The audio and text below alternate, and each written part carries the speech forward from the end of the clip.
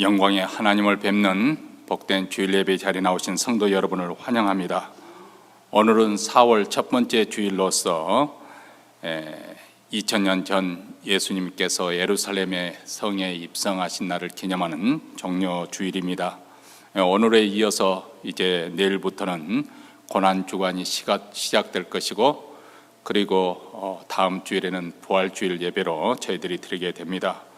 고난주간에는 우리 주님의 고난 그리고 십자가의 죽음을 깊이 묵상하면서 우리의 경건의 기회를 삼는 축복된 시간입니다. 또 저희 교회에서는 특별 새벽 기도회 월요일부터 토요일 새벽 5시 50분에 시작됩니다. 많은 분들도 동참하셔서 그동안 코로나 팬데믹으로 인해서 좀 후퇴했던 우리 신앙생활에 다시 불을 붙이는 귀한 계기가 되시고요. 또 부활주일 예배 때는 또 성찬식에 이어서 예배 후에는 우리가 부활절 만찬을 함께 나누게 됩니다. 우리 함께 준비하는 가운데 우리 봉사부 사역팀에서는 오늘 예배 후에 잠시 모임을 준비를 위해서 갖도록 그렇게 하겠습니다. 그리고 영어부에서는 우리 스티븐 셰넌 부부의 아들 승준의 100일 잔치가 있습니다. 위에서 기도해 주시면 감사하겠습니다. 이제 사도신경으로 우리의 신앙을 하나님 앞에 고백하심으로써 주일 예배, 우리 4월 첫 번째 주일 4월 2일 주일 예배 드리겠습니다.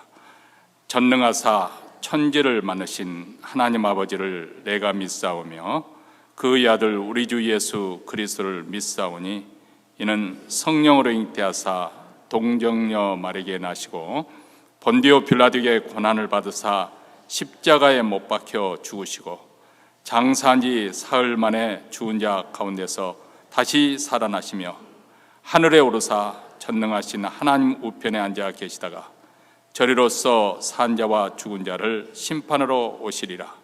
성령을 믿사오며 거룩한 공예와 성도가 서로 교통하는 것과 죄를 사하여 주시는 것과 몸이 다시 사는 것과 영원히 사는 것을 믿사옵나이다.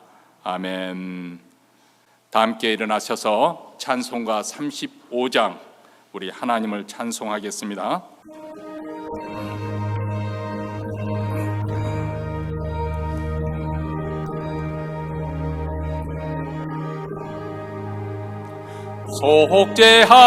속죄하신 구세주를 내가 찬송하리라. 내게 자유 주시려고 주가 고난 당했네. 그 신사랑 찬양하리. 나의 죄 사하려고 십자가에 돌아가신 나의 주 찬양하리. 내가 구원받은 증거 기뻐 찬송하리라. 내 죄 모두 감당하신 주의 사랑 크셔라. 그 신사랑 찬양하리. 나의 죄 사하려고 십자가 돌아가신 나의 주 찬양하리. 승리하신 구세주를 내가 찬송하리라. 죄와 죽음 지옥 권세 주가 모두 이겼네. 그 신사랑 찬양하리. 찬양하리. 나의 죄 사하려고 십자가에 돌아가시 나의 주 찬양하리. 고마우신 구세주를 내가 찬송하리라. 죽음에서 생명으로 나를 인도하셨네. 그 신사랑 찬양하리. 나의 죄 사하려고 십자가에 돌아가시 나의 주 찬양하리. 이어서 이 시간에는 합심해서 하나님께 기도하는 시간을 갖겠습니다. 먼저 오늘 예배 가운데 우리 하나님의 영광이 나타나는 우리 주 예수 그리스도의 영광을 보는 축복된 시간이 될 수 있도록 주의 영광을 구하는 기도를 드리십시다. 몬트레는 모든 교회들, 특별히 우리 한인교회, 우리 하나님의 영광을 보여주셔서 하나님의 임재가 생생하게 느껴지게 하여 주시고 또 하나님을 만난 경험을 안고 돌아갈 수 있도록 주여 주의 영광의 빛을 비춰 저희들을 압도하여 주시옵소서. 두 번째로는 고난주간과 부활주의를 맞이해서 우리 성령의 역사로 말미암아 하나님 우리 주 예수 그리스도의 복음이 땅끝까지 전파되고 복음의 역사 더욱더 불길같이 힘있게 나타나게 하시고 교회마다 부흥되는 아름다운 부흥의 소문이 멀리 퍼져나가게 하여 주시옵소서. 이렇게 예수 그리스도의 십자가의 복음과 또 부활의 놀라운 소식이 참으로 이 땅에 충만케 되어지고 그래서 모든 그 불신의 영이 쫓겨나가게 하시고 또 어둠의 권세가 무너지는 귀한 역사가 나타날 수 있도록 주의 위해서 기도하십시다. 세 번째는 우리 자신과 우리 가정에 간절히 소원하는 기도 제목을 하나님께 아뢰고 또 우리 자녀와 직장과 사업터와 그리고 우리 장래 소원하는 바를 하나님께 아뢰십시다. 또 우리 곁에 있는 성도들 가운데 특별히 병석에 누워 계신 분들, 또 바깥 출입이 어려운 분들, 또 가정에 어려운 시련을 겪고 있는 분들, 이런 분들을 위해서 축복하며 기도하십시다. 우리 하나님의 치유와 또 회복시키시는 손길이 함께 하시고 오늘 또 예배 가운데 우리 하나님의 선하심 맛보는 귀한 축복된 시간이 되기 위해서 이 시간 다 함께 통성으로 하나님께 기도하겠습니다. 자비로우시고 은혜로우신 하나님 아버지, 오늘 또 저희들 복된 주일 예배로 불러주심이 우리 하나님 아버지 그리스도의 피를 힘입어 은혜 보좌 앞에 나왔습니다. 하나님의 이름을 부르며 찬송하며 영광을 돌리는 이 시간, 하나님의 거룩과 영광이나 저희들을 압도하여 주시기를 원합니다. 하나님의 영광을 보게 하여 주시기를 원합니다. 하나님, 그리하여 아버지 우리 모든 성도들 하나님의 임재가 생생하게 느껴지는 주일 예배가 되게 하시고 하나님을 만나는 흔적을 안고 돌아갈 수 있도록 우리 하나님 역사하여 주시기를 원합니다. 우리 교회뿐만 아니라 모텔에는 모든 교회들, 하나님 특별히 우리 한인교회 주일 예배 가운데 우리 하나님의 영광이 생생하게 아버지 충만하게 나타나게 하여 주시옵기를 원합니다. 특별히 고난주간을 맞이하고 또 부활주를 맞이하여 주 예수 그리스도의 복음이 땅끝까지 전파되고 증거되는 귀한 역사가 있도록 원합니다. 어둠의 권세가 아버지 무너지게 하여 주시고 아버지 거룩한 살육의 영, 아버지 살인의 영들이 쫓겨나가요. 거짓의 아비는 아버지 어둠의 권세가 다 아버지 무너지며 우리 주 예수 그리스도의 복음이 더욱더 힘있게 능력있게 땅끝까지 전파되고 아버지 우리 북한 동포에 전파되기를 간절히 원하고 기도합니다. 교회마다 아버지 부흥되게 하여 주시옵소서. 각성되게 하여 새롭게 하여 주시옵소서. 충만케 하는 하나님의 은혜, 복음의 역사가 일어나는 또 한유가 되기를 간절히 원하고 기도합니다. 하나님 아버지, 특별히 사랑하는 성도들 오늘 또 간절히 소원하는 바를 주님께 아뢰며 기도합니다. 저들의 기도 제목을 들으시고 응답하여 주셔서 우리 하나님의 선하심과 은혜로우심과 자비로우신 것과 우리 하나님의 거룩하심을 알게 하여 주시기를 원합니다. 아픈 자들이 아버지 병석에서 일어나게 하여 주시고, 병든 날 상한 심령들이 고침받게 하여 주시고, 아버지 어둠에 있었던 자들의 밝은 빛 가운데로 나오는 귀한 역사, 은혜의 역사가 일어나고 아버지 치유되고 회복되는 그러한 역사가 오늘 또 충만하게 예배 가운데 일어나게 하여 주셔서 우리 하나님의 선하심을 알게 하시고 하나님의 거룩하심을 맛보는 축복된 예배 시간이 되기를 원하오니, 주여 성도들의 아버지 기도를 들으시며 오늘 또 주님의 임재가 충만하게 임재하는 가운데 드리는 예배를 주께서 연락하여 주시기를 간절히 원하고 기도하오니, 주여 들어주시오. 은혜 베풀어 주시옵소서. 하늘에 계신 우리 아버지여, 이름이 거룩히 여김을 받으시오며 나라의 임하오시며 뜻이 하늘에서 이룬 것 같이 땅에서도 이루어지이다.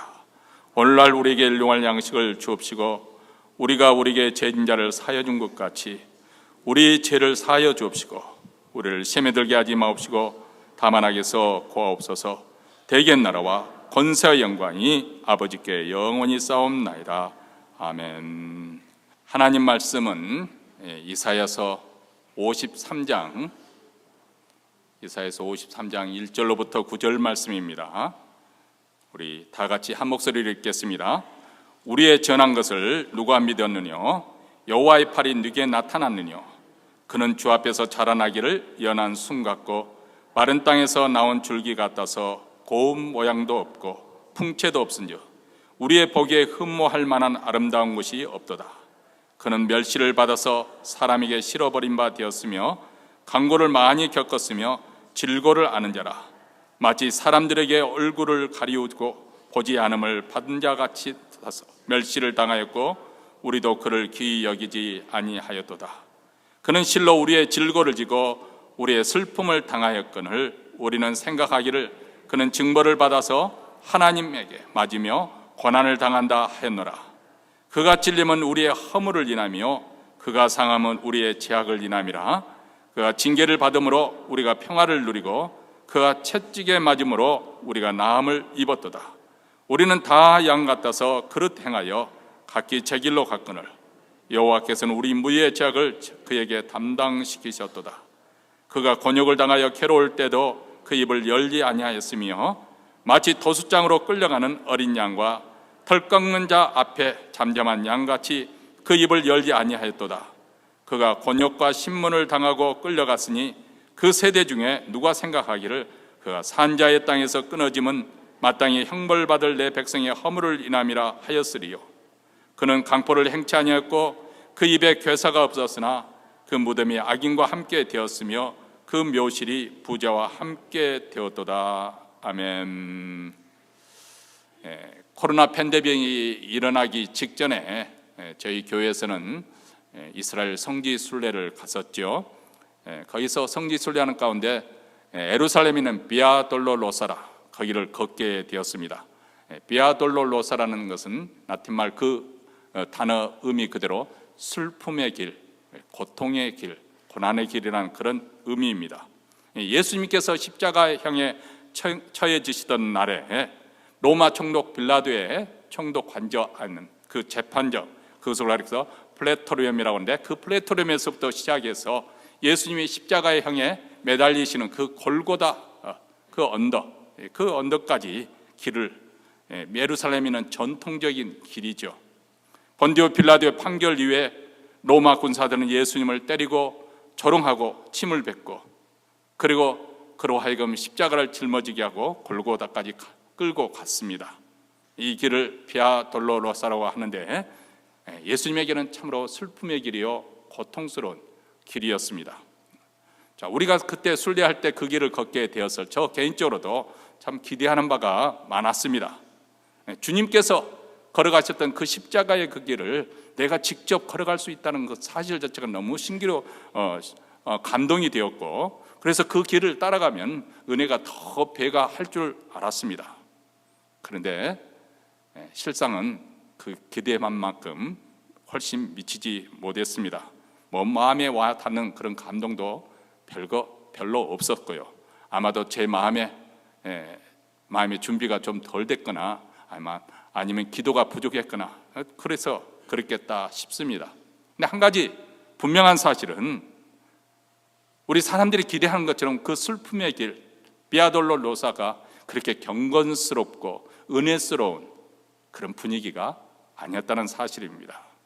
그 좁은 길에는 세계 각국에서 온 순례객들, 아마 지금 절기쯤 되면 지금은 아주 순례객으로 차고 넘칠 것입니다. 그 순례객들의 소음으로 가득 찼을 것이고, 그 가운데서도 길 양쪽에 있는 가게에 있는 그 장사치들은 손님들을 끌기 위해서, 호객하기 위해서 왁작지껄 하였습니다. 그렇기 때문에 그 상황 속에서는 묵상하고 경건한 마음을 가질 틈이 없었죠. 그저 여행 가이드의 통역을 통해서, 설명을 통해서 이곳이 어떤 의미를 가지고 있는 곳인가, 예수님께서 어떤 사건이 이곳에 이루어졌는가, 통역을 듣기에 바빴고, 또 사진 찍고, 그리고 또 이동하고, 또 사진 찍고 이동하고, 그러다 보니까 다 끝난 거예요. 그리고 예수님이 죽으셨던 기념하는 그 교회는 더더구나, 예수님이 내려서 바위에 누웠다고 하는데 서로들 손에 집어넣는, 누구 손을 뒤에 얹고 기도하는지 모르지만은 어쨌든 저희들도 기를 쓰고 손을 얹고 기도를 했습니다만은 어쨌든 그렇게 생각하는 만큼 감동이 없었어요.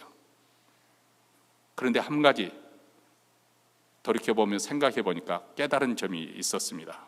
2000년 전에도 예수님께서 십자가를 지고 가셨을 때도 똑같은, 별로 달라진 것이 없는 그런 상황이었겠구나. 많은 사람들이 구경거리로 호기심에서 그저 나와서 예수님의 십자가 메고 가는 그 사건을 지켜봤을 것이고, 그리고 그때도 지금처럼 장사치들이 자기 물건 파느냐고 막 산민들을 끌기 위해서 이렇게 소리쳤을 것이고, 아무도 우리 주님의 고난에서 관심을 기울이지 않았을 것이다. 그런 생각을 해봅니다. 사실 오늘날에도 별로 달라진 것 없지 않습니까? 우리가 사순절을 보내고 이제 내일부터 고난주간과 그 다음 이어서 부활주를 바로 앞두고 있습니다만, 세상 사람들은 이 기독교 절기에 대해서 무슨 관심을 두겠습니까? 아니, 우리 그리스도인들조차도 별 생각 없이 고난주간을 보내기 십상이고 또 부활주를 별다른 기쁨 없이 맞이할 것입니다. 우리 기독교 신앙생활에서 어쩌면 가장 중요한 절기임에도 불구하고 그때나 지금이나 사람들은 별로 관심 없고, 그리고 우리 마음에 별로 다른 감동도 없이 보낼 수 있습니다. 이제 복음서를 읽어보면 놀라운 사실은 2000년 전 예수님의 십자가의 죽음을 목격했고 예수님의 부활 사건을 친히 경험했던 제자들도 우리와 별반 다를 것이 없었다는 사실을 여러분은 보게 될 것입니다. 그들 또한 예수님의 죽음에 대해서 마음 준비가 전혀 되어 있지 않았었고, 더군다나 예수님의 부활에 대한 더더구나 기대조차 하지 않았습니다. 다만 그들은 예수님의 죽음에 대해서 충격에 빠졌고, 그리고 두려움에 숨게 급급했을 따름입니다. 복음서에 의할 것 같으면 예수님은 적어도 3차례에 걸쳐서 내가 죽은 후에 사흘 만에 다시 살아나실 것을 예고하셨습니다. 그런데 제자들은 메시아라고 믿고 따랐던 예수님, 그 주님이 왜 죽으셔야만 하는 것인지 도무지 이해가 되지 않았습니다. 죽으면 메시아의 사역도 다 끝장이 나는 거 아닌가? 사실 진실은 예수님께서 죽으셔야 메시아의 사역이 완성되는 것인데도 제자들은 그렇게 되면 메시아 사역이 다 끝장 보는 것이 아닌가. 그래서 메시아는 죽어서는 안 된다고 생각했던 것이죠. 제자들이 가지고 있었던 메시아와는 어떤 생각을 가지고 있었는가?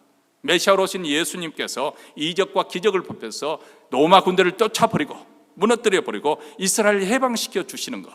그래서 다시금 솔로몬과 다윗의 시대처럼 화려한 전성기를 누리고 부와 부강한 나라, 그리고 공의가 하수같이 흐르는 그런 나라를 세우셔야 된다고 그들은 굳게 믿었습니다. 그래서 그런 나라가 세워지면, 그런 왕국이 들어서게 되면 자기들도 한자리 하게 되지 않을까, 아주 높은 기대감을 가지고 있었죠. 심지어는 예루살렘 향해서 올라가는 그 길에서도 누가 큰 자냐? 다시 말하면 예수님께서 왕이 되신다면 누가 그 다음 자리에 차지할 것인가? 그 일로 인해서 서로 다투었다고 그렇게 말합니다. 그 당시 대부분의 유대인들이 그랬던 것처럼 제자들 또한 메시아에 대한 그 기대가 그러했습니다.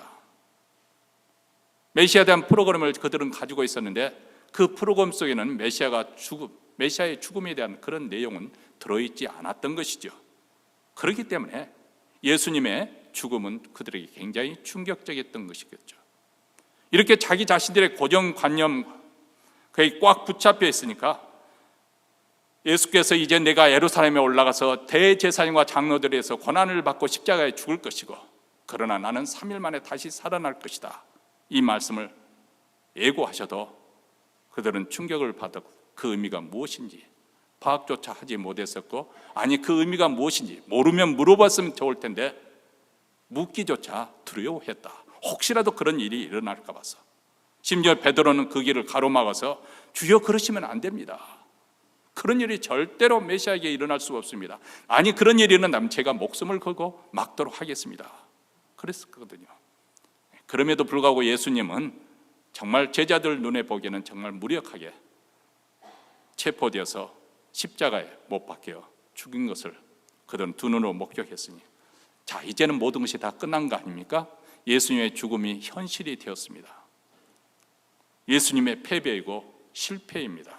결국 예수님도 여느 사람과 다름없이 그래서 힘없이 당하셨구나, 이렇게 결론을 내렸을 것이니 그들에게는 더더구나 부활에 대한 기대감은 전혀 없었던 것이죠.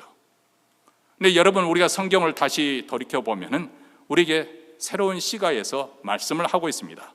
예수님의 죽음 그리고 그분의 부활은 결코 돌발적으로 일어난 사건이 아니다. 예수님이 무력하기 때문에 힘없이 체포되어 죽은 것이 아니라는 것을 분명하게 말합니다. 이미 그것은 예고되었던, 구약 성경에 이미 예언되었던 그 길을 예수님이 메시아로서 가신 것이라는 것을 정확하게 말씀을 하고 있습니다. 그래서 사도 바울은 고린도전서 15장에 보면 3절과 4절에서 이렇게 말씀합니다. 내가 받은 것을 먼저 너에게 전하노니, 이것은 복음을 한마디로 말하는 거죠. 예수님의 복음을 말하고 있는데, 이는 그 복음의 내용의 핵심이 무엇이냐? 성경대로, 성경이라고 하는 것은 아직 신약 성경이 완성되지 않는 가운데 있었기 때문에 당연히 구약 성경을 말합니다. 자, 구약 성경대로 그리스도께서 우리 죄를 위하여 죽으시고 장사 지낸 바 되었다가 성경대로, 구약 성경이 예언한 대로 사흘 만에 다시 살아나사, 다시 말해 예수님은 구약 성경에 이미 예언되었던 그대로 우리 죄를 위해서 대속의 죽음을 죽으시고 그리고 3일 만에 성경대로 다시 살아나셨다. 힘없어서 무력하게 죽으신 것이 아니라는 것입니다. 하나님의 작정과 계획이 여기에 이미 들어있는 일이었다.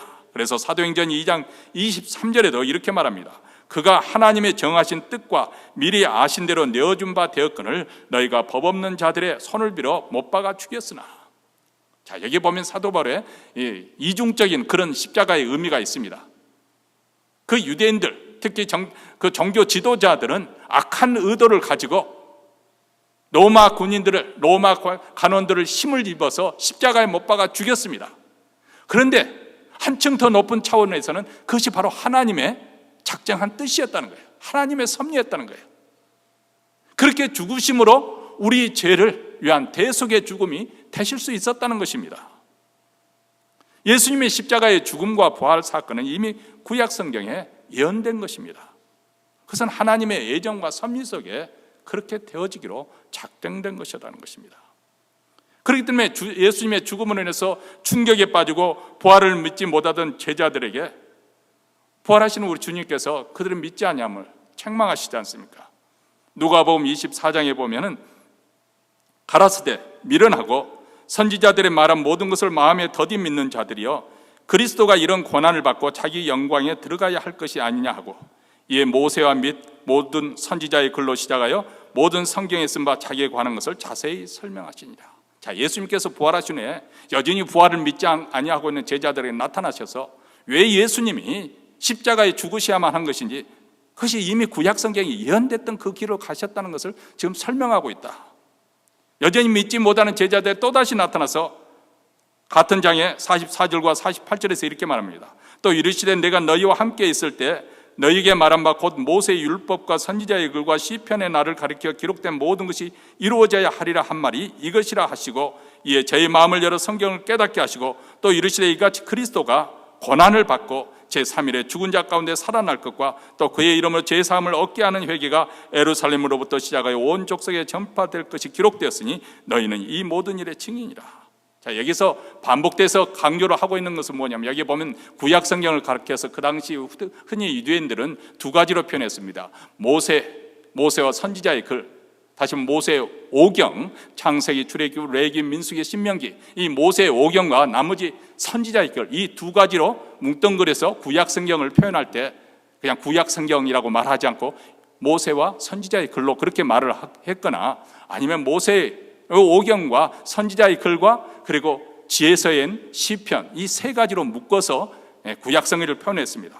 그런데 그 구약 성경에 나오는 그 모든 것이 누구에 대해서 말씀하시고 있는 것이냐면 예수님 자신에 대해서 가리키고 있다는 거예요.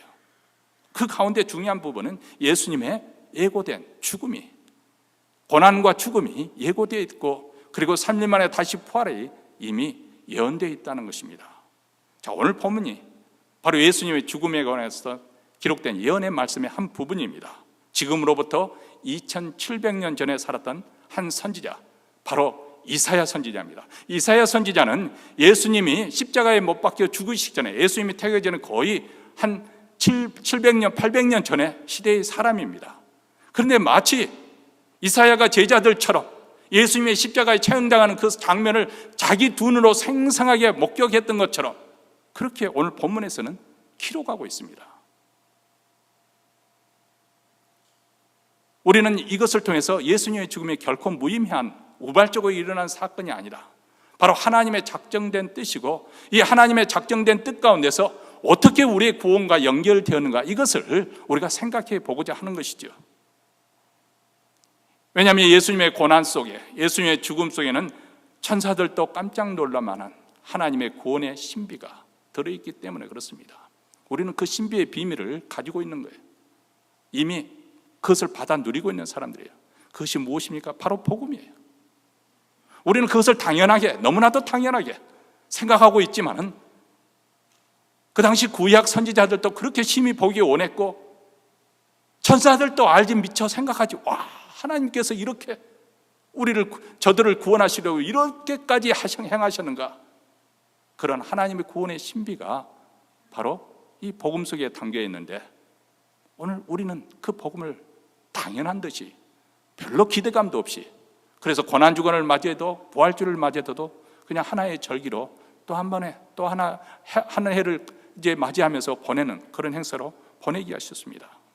오늘 말씀을 통해서 예수님의 고난이 갖는 의미가 무엇인지 살펴보면서 우리가 다시 한번 은혜가 각성되어지는 축복된 시간이 될 줄로 믿습니다.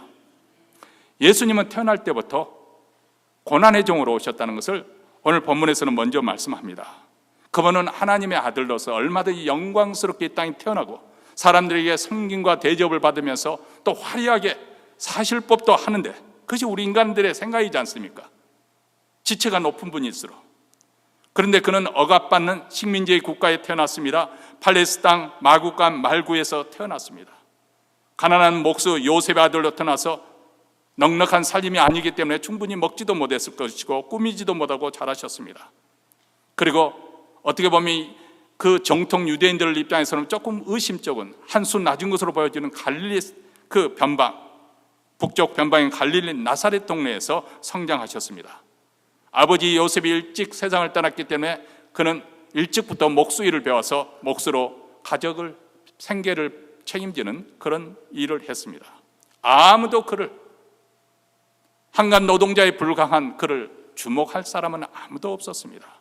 그래서 처음 예수님께서 공적인 사역을 시작할 때 예수님의 제자 중에 하나가 되었던 나다넬이 그 소식을 듣고, 예수님이 메시아라는 소식을 듣고, 아니 나사렛에서 무슨 선한 것이 나오겠느냐, 이렇게 그 당시 사람들이 흔히 하던 말대로 비아냥거렸죠.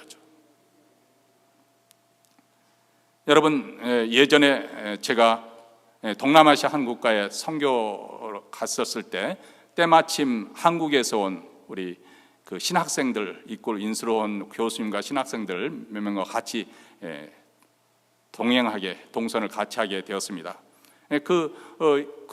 신학생들과 함께 젊으니까 뭐 분위기도 참 좋지 않습니까? 근데 이제 그 신학생들을 하는 것을 보고 그때 선교사님이 하시는 말씀이 오래전 한 거의 20년 전 일입니다. 그 선교사님이 뭐라고 말씀하면 저 신학생들 좀 보라, 학생들 좀 보라고 그러면서 우리가 신학교 다닐 때는 너무 먹을 것도 없었고 너무 가난했기 때문에 진짜 볼품도 없었고 몸도 그냥 바짝 말라가지고 정말 볼품 없었는데 저 신학생들 보면 누가 저 신학을 공부하는 앞으로 목사가 될 사람이라고 말하고 있겠냐고.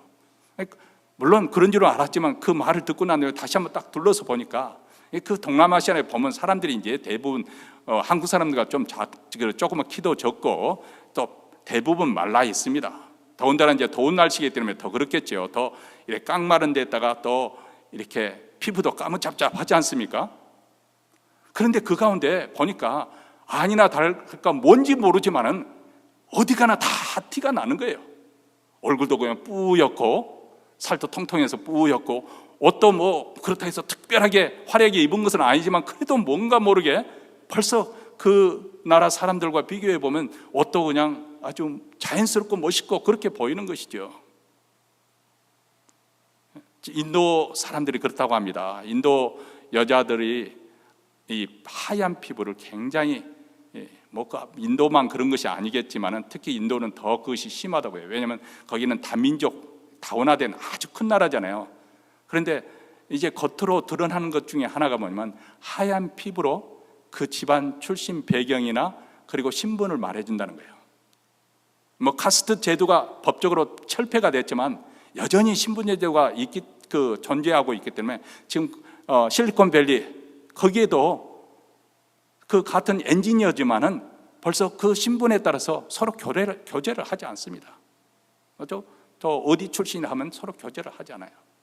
그러니까 그 여인들로서 굉장히 목숨을 거는 것 중에 하나가 뭐냐면 피부가 하얀 거. 이건 뭐 백인을 닮기 위해서 피부가 하얀 것은 아니라 그것이 그 여성의 신분이나 집안 배경을 보여주기 때문에 어느 정도 그것을 반영이 되어 있는 거기 때문에 그래서 거기에 목숨을 걸다시피 막 피부를 표백하고 막 그런 일을 한다는 거예요.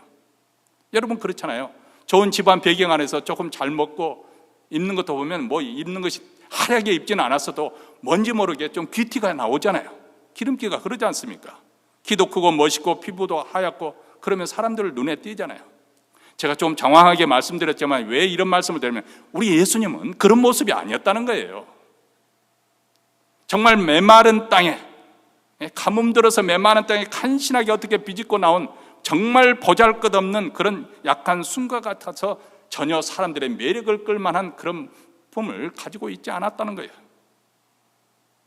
2절 말씀에 그것을 말씀해 주고 있는 거예요.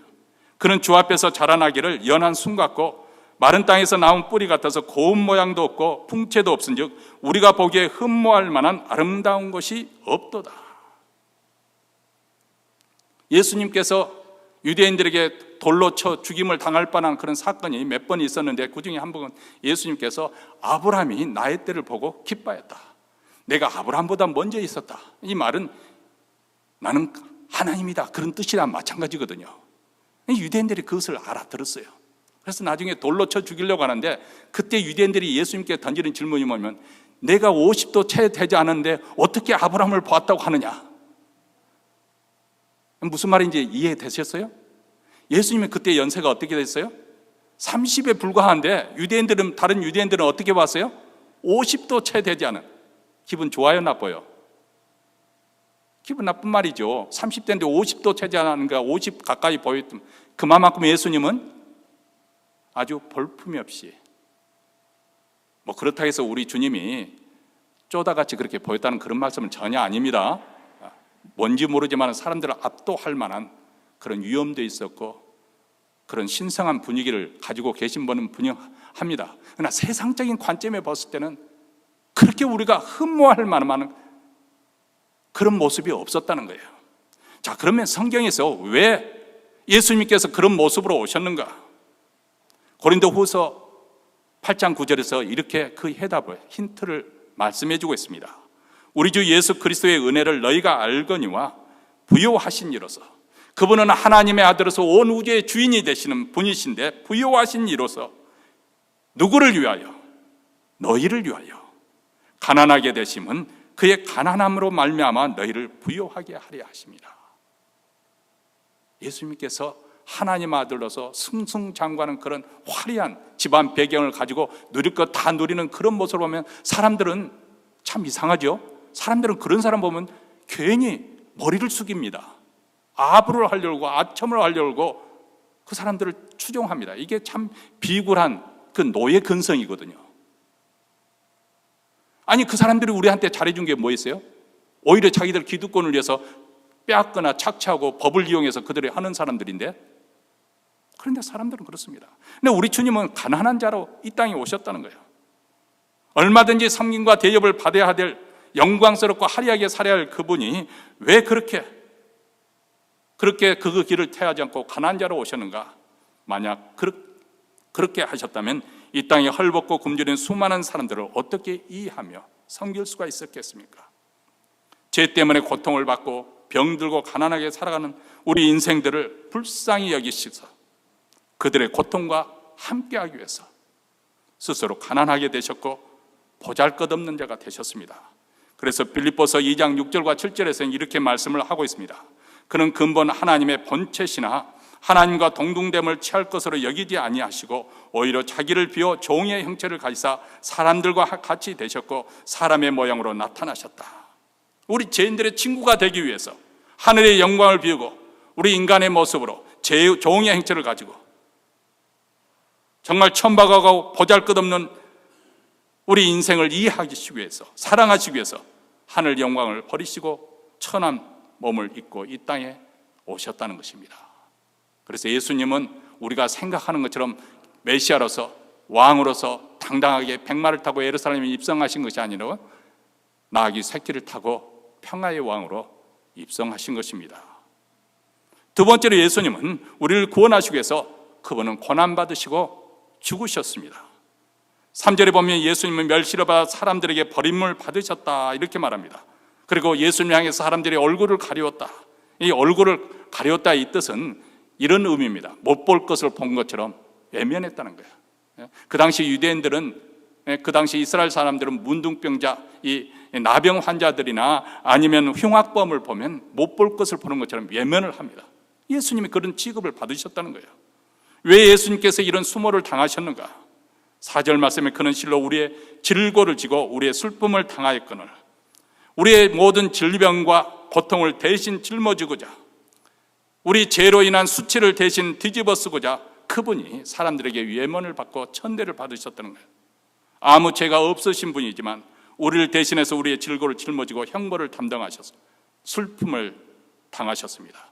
이 대속적인 고난이요, 대속적인 형벌이요, 죄를 위한 대속적인 죽음입니다. 그래서 그분은 고난의 종으로 이 땅에 오신 것입니다. 자, 5절 말씀에 바로 이것을 말씀합니다. 우리를 위한 대속제물이 되신 그분, 5절 말씀 한 목소리 읽습니다. 그가 찔림은 우리의 허물을 인함이요 그가 상함은 우리의 죄악을 인함이라. 그가 징계를 받음으로 우리가 평화를 누리고 그가 채찍에 맞음으로 우리는 나음을 받았도다. 여러분, 사람들이 살면서 얼마나 많은 허물과 죄를 범하는지 모릅니다. 여기 앉아 계신 여러분들은 그렇게 큰 죄를 짓지는 않았겠지만은 자칫하면 그래서 나는 괜찮다 그런 생각을 하기 쉽습니다. 왜냐하면 우리 인간의 사고 구조는 죄 때문에 아주 뒤틀려 있고 오염이 되어 있거든요. 그래서 어떤 식이냐면 되게 그렇잖아요. 우리가 신세 받은 것은 까먹어요. 내가 은혜를 베푸는 것은 잘 잊어버리지 않습니다. 그건 마찬가지입니다. 우리가 다른 사람에게 못되게 굴고 못되게 말한 것은 다 잊어버려요. 그 정도는 다 남들도 하고 산다고 생각하기 때문에 대수롭지 않게 생각하면 다 까먹었습니다. 근데 남에게 말 한마디 좀 기분 나쁘게 한 것은 이를 바득바득 하면서 잠을 못 들 정도로, 이게 타락한 인간의 증거거든요. 자기가 얼마나 자기 입으로 다른 사람을 모함하고 마음 아프게 하는 건 전혀 생각하지 않는 거예요.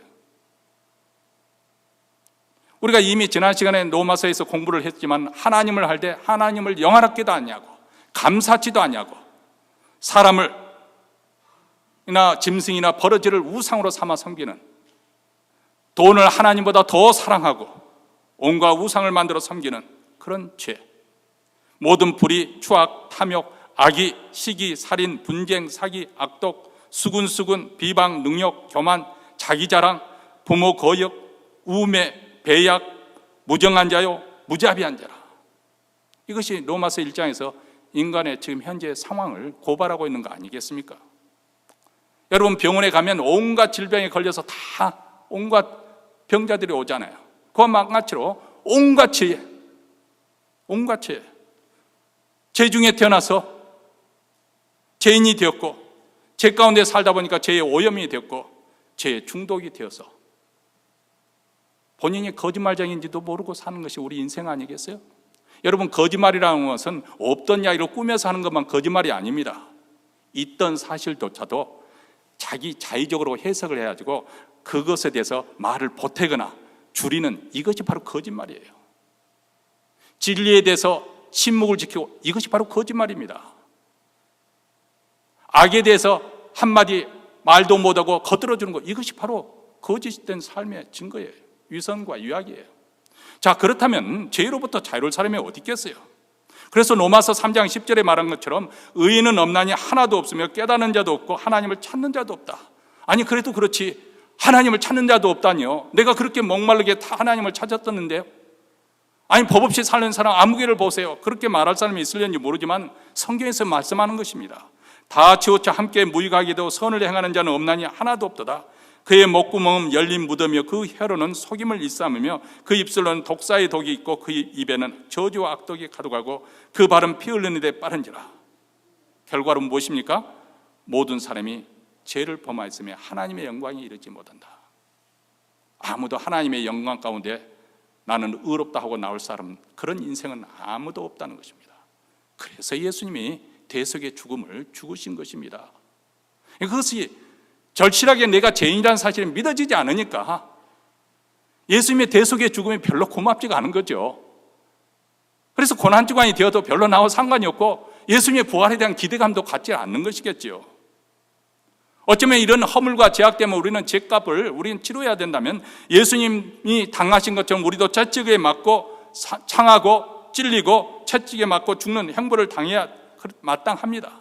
여기서 상한다 이 말은 무슨 작은 상처를 말하고 있는 거 아니에요. 영어 성경에 보면 크러시드, 크러시드가 뭐예요?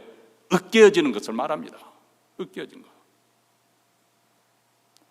뼈가 으스러지고 살이 으깨어지는 거. 마치 맷돌 사이에 집어넣어서 갈아버리는 거. 네? 여러분, 문틈에 잘못해서 손이 끼어가지고 그 문을 닫으면 얼마나 손끝이 아픕니까?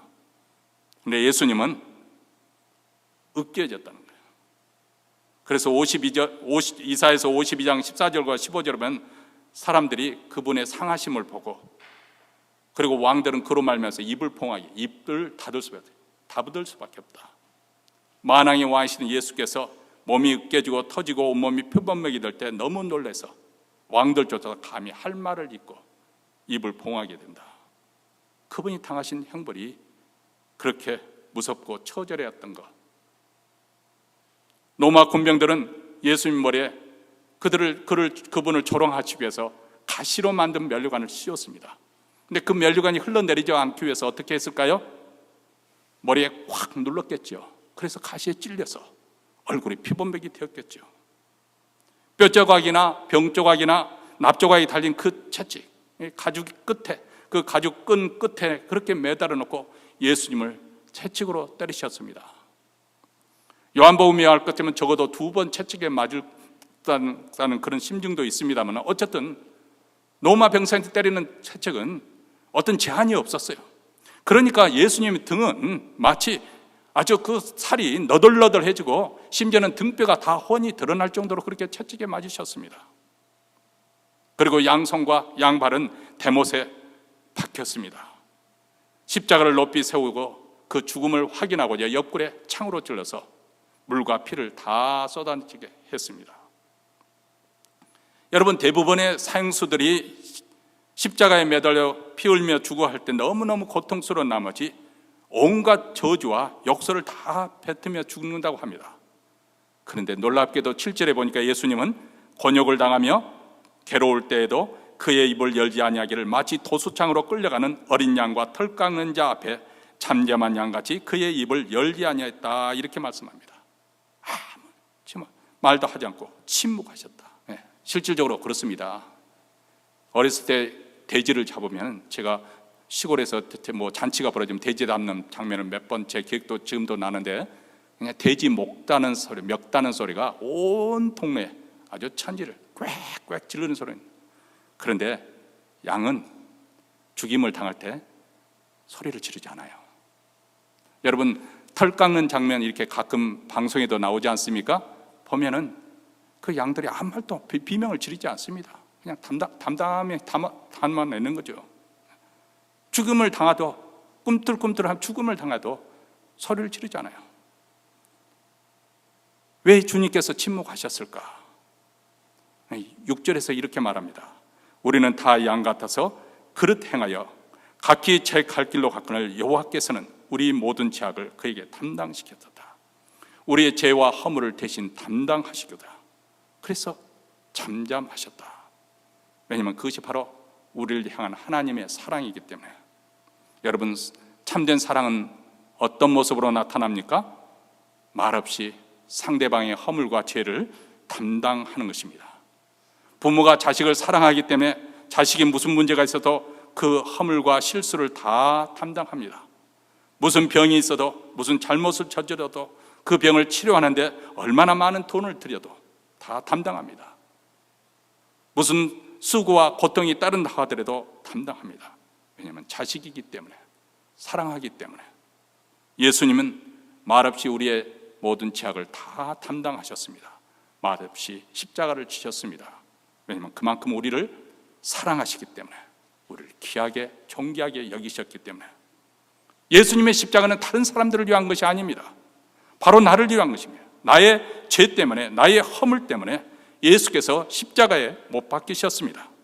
나의 질고를 대신 지시고 나의 슬픔을 담당하시기 위해서 내 대신 창에 찔리시고 채찍에 맞으셨습니다. 그리고 상하셨습니다. 그리고 이 예수님의 십자가를 나의 십자가로 믿고 영접할 때 바로 우리에게 제3의 은총이 임하는 것입니다. 평안이 여기서 발생하는 것입니다. 그리고 우리 안에서 치유의 역사가 일어나게 됩니다. 그가 찔림은 우리의 허물 때문이요, 그가 상함은 우리의 죄악으로 인함이라. 그가 징계를 받음으로 우리가 평화를 누리고 그가 채찍에 맞음으로 우리가 나음을 입었도다. 어떤 사람이 이렇게 생각할는지 몰라요. 2000년 전에 예수님께서 그분이 아무리 의인으로 하신다 할지라도 오늘 이 시대에 사는 우리에게 무슨 효과가 있겠습니까? 무슨 상관이 있겠습니까? 그런데 예수님은 하나님의 아들이십니다. 예수님이 흘리신 피는 하나님의 아들이 흘리신 피입니다. 하나님의 아들이시기 때문에, 다시 말하면 그분은 신적인 존재이기 때문에 우리 인간들처럼 시간과 공간을 제한을 받지 않습니다. 우리 하나님은 과거에 하나님이도 함께 하셨지만 지금 현재, 과거에 과거에 죽었던 사람도 현재처럼 대하시는 분이세요. 그래서 그분은 아브라함의 하나님이요, 이삭의 하나님이요, 야곱의 하나님입니다. 죽음으로 다 끝나는 거 아니에요. I am the God of Abraham. I was라고 표현하지 않아요. 내가 그때는 아브라함의 하나님이었지, 그렇게 말하지 않고 아브라함은 지금도 죽었지만 지금도 살아있는 것처럼 내 앞에 있다는 거예요. 시간과 공간에 제한을 받는 분이 아니십니다.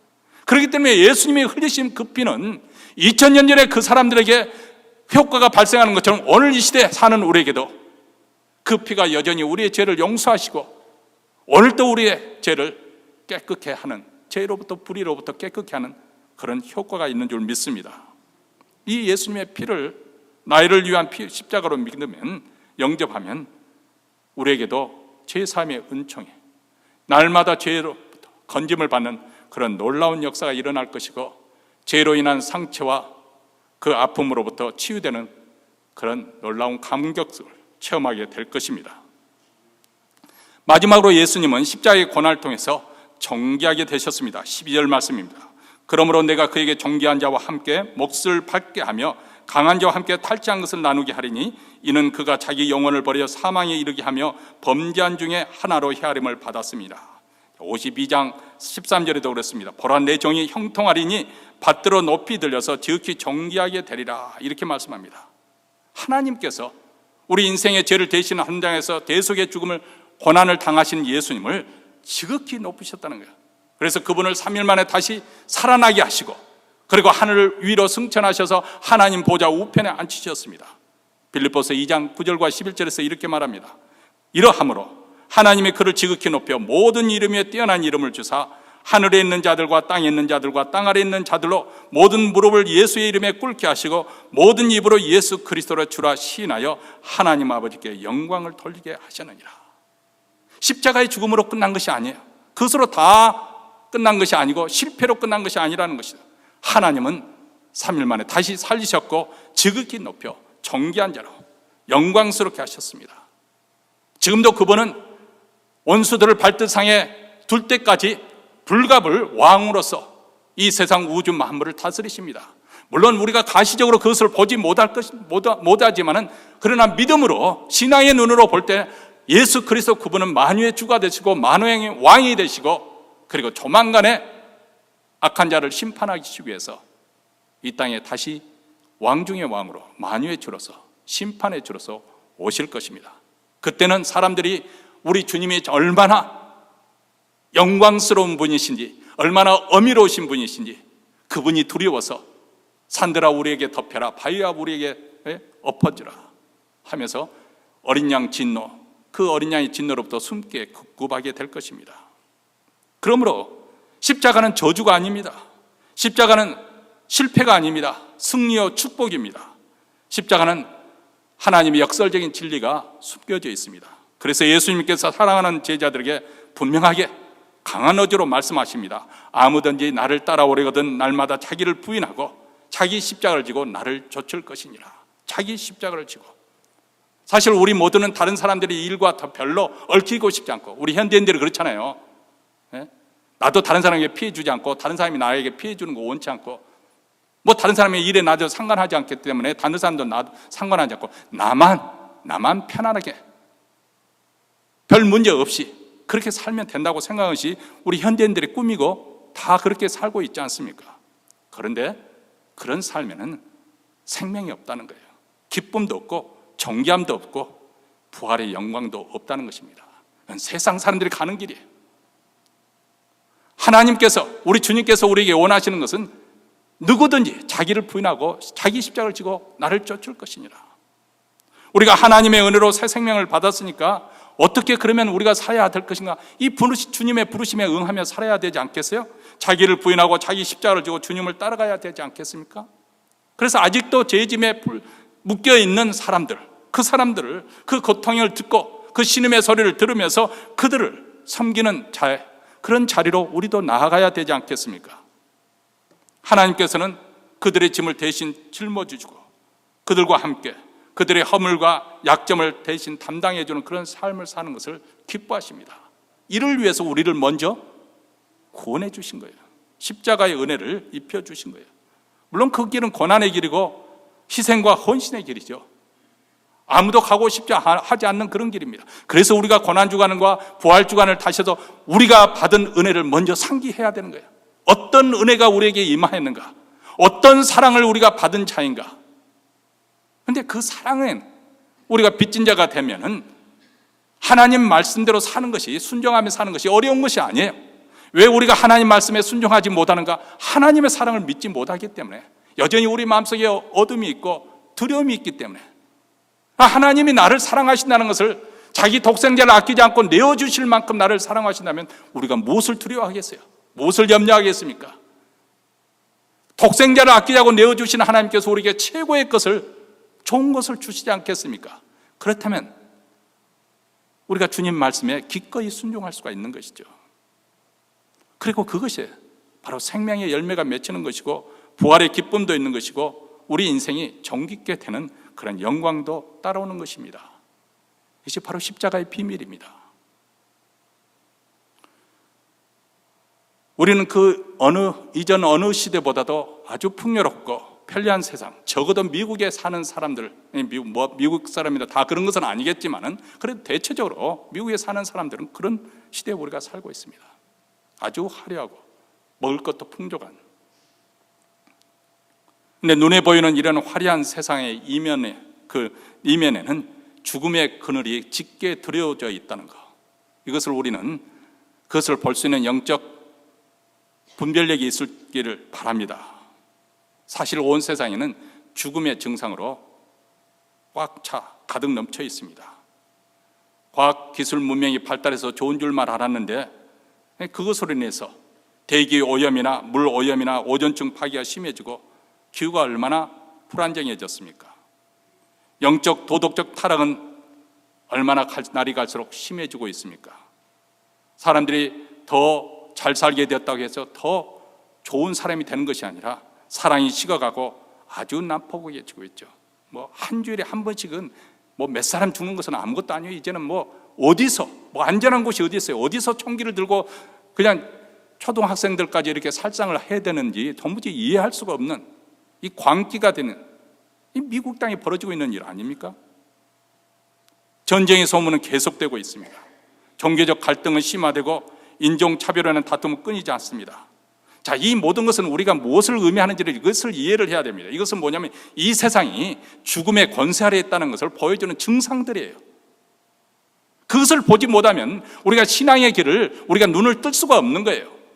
겉으로 볼 때는 화려하게 보니까 나도 그처럼 그렇게 살아야 멋진 인생이 될 것처럼 그렇게 착각에 빠져서는 안 된다는 거예요.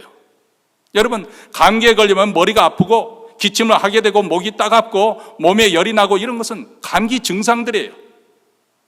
이와 마찬가지입니다.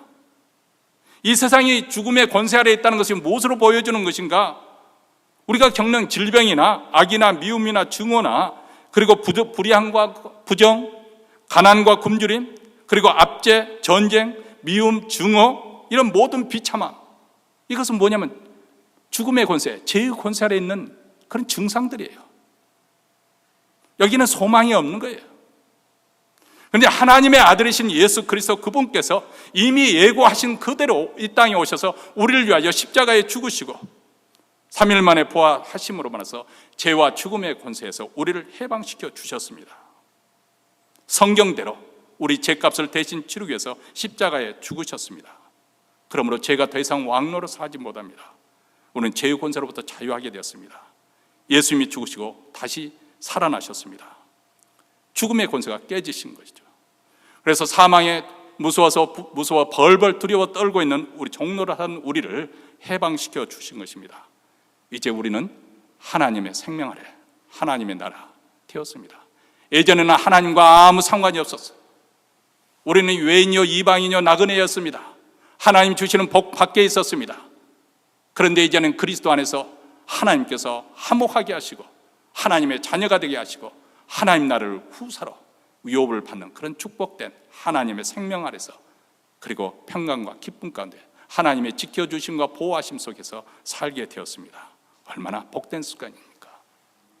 고난 주간에 바로 십자가를 통해서 나타난 하나님의 이 신비한 구원의 역사, 하나님의 놀라운 사랑, 그리고 그리스도의 놀라운 은혜를 우리가 다시 한번 각성되고 그 은혜가 충만케 되어지는 한 주가 되기를 주의 이름으로 축원합니다.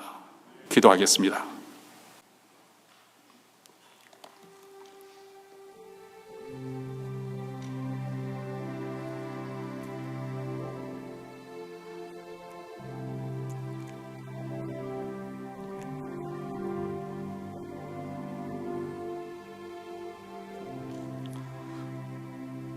하나님 아버지, 우리는 이전에는 하나님과는 아무 상관이 없었던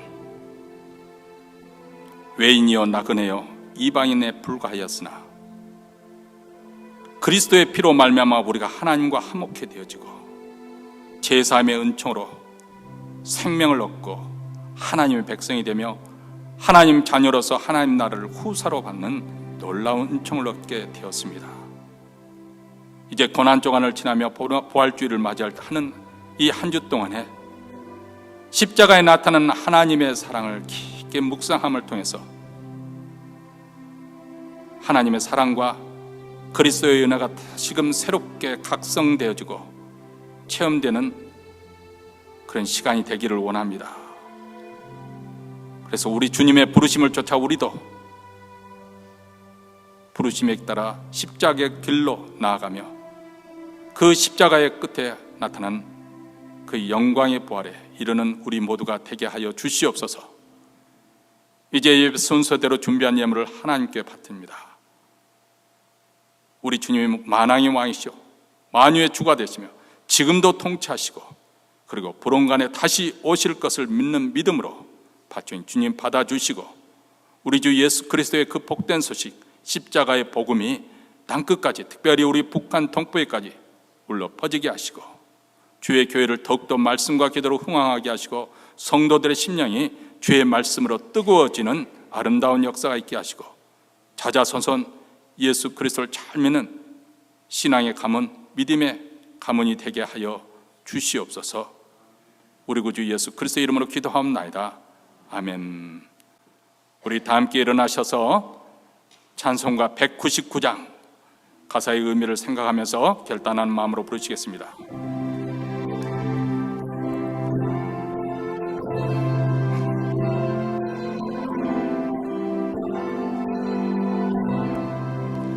두 십자가를 지심으로 죄인을 구속하셨으니 그 피를 보고 믿는 자는 주의 진노를 면하겠네. 내가 그 피를 유월절 그 양의 피를 볼 때에 내가 너를 넘어가리라. 흉악한 죄인 괴수라도 예수는 능히 구원하네. 온몸의 피를 잠글 때에 죄의 진노를 면하겠네. 내가 그 피를 유월절 그 양의 피를 볼 때에 내가 너를 넘어가리라. 심판할 때에 모든 백성 행한 일대로 보응받네. 죄 있는 자는 피를 믿게 주의 진노를 면하겠네. 내가 그 피를 유월절 그 양의 피를 볼 때에 내가 너를 넘어가리라. 우주의 사랑 크신 은혜 보혈의 능력 의지하세.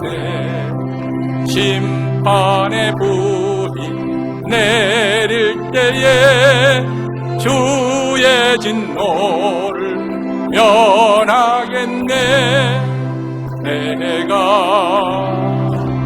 그 피를 유월절 그 양의 피를 볼 때에 내가 너를 넘어가리라.